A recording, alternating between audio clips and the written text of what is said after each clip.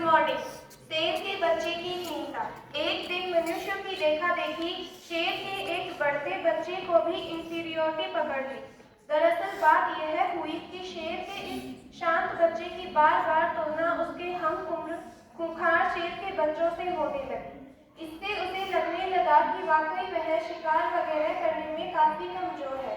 बस एक दिन भीतर छिपी इस इंफीरियोरिटी ने सुपीरियोरिटी का स्वरूप धारण कर लिया। फिर क्या था, निकल पड़ा वह अकेला जंगल में। आज तो अपना शेरपन बाहर दिखाना ही है। बस पूरा तने निकल चुका था। अभी कुछ दूर ही गया था कि सामने उसे एक हिरण आता दिखाई दिया।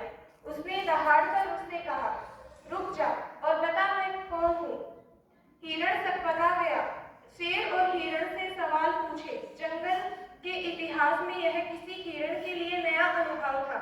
खैर चाहे जो हो, शेर ने रुकने को कहा तो रुकना तो पड़ेगा ही, वरना भागने पर तो यूं ही फाड़ खाएगा। बात मानने पर जान बचने की संभावना भी है। यह सब सोचकर हिरण तुरंत संभल भी गया और संभलते ही बड़ी लड़खड़ाई जबान में बोला, आप शेर हैं और जंगल के राजा हैं। बस वह शेर का बच्चा तो मदरा गया। उसके भीतर छिपी इंफीरियोरिटी राजा होने के गुमान से भर गई। उसने हिरण को तो जाने का इशारा कर दिया, पर इसके बाद उसकी चाल ही बदल गई। थोड़ी दूर और आगे जाने पर उसे एक लोमड़ी बैठी दिखी। वह झट से उस लोमड़ी के पास जा पहुंचा। मदराया हुआ तो वह था ही। उसने लोमड़ी से अभी सीधा सवाल पूछा, बताओ जंगल का राजा कौन है। लोमड़ी तो वैसे ही चालाक थी। सवाल सुनते ही उसे इस शेर के बच्चे को पकड़ी इंफीरियोरिटी का अंदाजा हो गया। उसने बड़ी चतुराई पूर्वक उसकी इंफीरियोरिटी को सहलाते हुए कहा, आप जंगल के भावी राजा धीराज हैं और सच कहूं तो मुझे आप में महान राजा के तमाम लक्षण अभी से नजर आते हैं। यह सुन अब पहले से मदराया हुआ शेर का बच्चा पूरी तरह से पागल हो गया। अब तो उसकी चिंता पूरे जोरों पर थी। उसने बड़े घमंड भरे स्वर में लोमड़ी को भी जाने का इशारा किया और कहने की जरूरत नहीं कि अब वह पहले से भी कई ज्यादा तने हुए बढ़ा चला जा रहा था। तभी उसे दूर से एक हाथी आता दिखाई दिया। वह अपने ऊपर छाई सुपीरियोरिटी लिए उसके पास जा पहुंचा। उसने हाथी के पास जाते ही अपने उसी मदराए अंदाज में पूछा, ए हाथी, बता जंगल का राजा कौन है।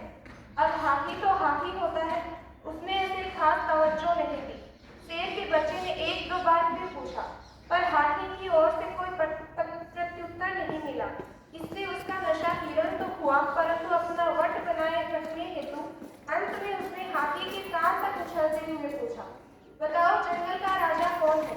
उधर अब तक उसकी अवहेलना कर रहे हाथी को शेर के बच्चे की यह हरकत रास नहीं आई। उसने आओ देखा न ताओ शेर के उस बच्चे को सूंड में लपेटकर घुमाते हुए दूर फेंक दिया।